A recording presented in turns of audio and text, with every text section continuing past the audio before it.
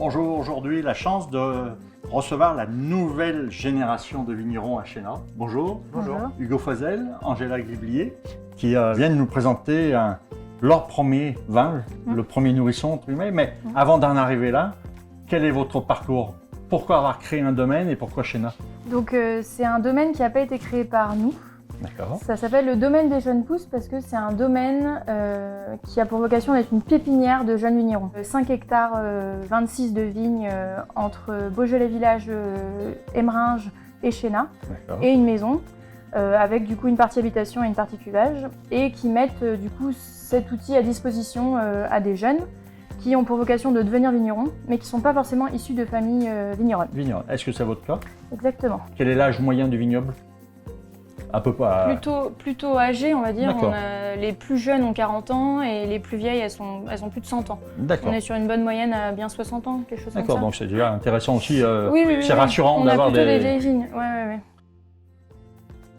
Pour l'instant, voilà, ça fait un peu plus de 5 hectares sur le domaine des jeunes pousses, 2 hectares qu'on a récupéré là, qu'on a déjà taillé. D'accord. Ça fait beaucoup, donc 7 hectares c'est bien pour À cette deux, année. à deux. Ouais. Ouais. Alors sur le domaine des jeunes pousses, on va dire le seul prérequis qu'ils nous demandaient, c'était qu'on fasse de la viticulture bio D'accord. et du coup accessoirement des vins bio. Nous, c'est quelque chose, on a toujours travaillé avant dans des entreprises qui étaient au moins bio, on va dire. On commence un peu avec la biodynamie, mais on ne demande pas de certification et on n'en parle pas plus que ça parce que c'est quelque chose qui nous prend un peu de temps et on a besoin de déjà connaître nos vignes. Et puis on prend ça petit à petit pour le faire vraiment de manière correcte. On accueille déjà quelques personnes pour des dégustations. Et nous-mêmes, comme on est quand même nouveaux dans la région, on a été contents parfois de faire des domaines et d'avoir justement ces quelques heures avec eux de partage, que ce soit autour justement d'un machon ou qui nous montrent leurs vignes aussi. Ouais. On utilise beaucoup les réseaux sociaux. C'est vrai que c'est de notre génération, notamment Instagram. C'est quand même un réseau très puissant.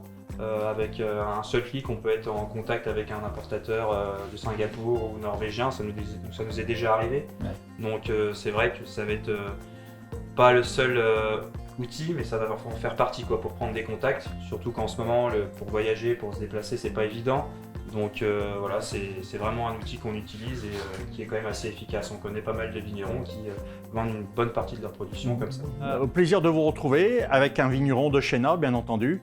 Un cru merveilleux, vous l'avez compris, depuis nos aventures.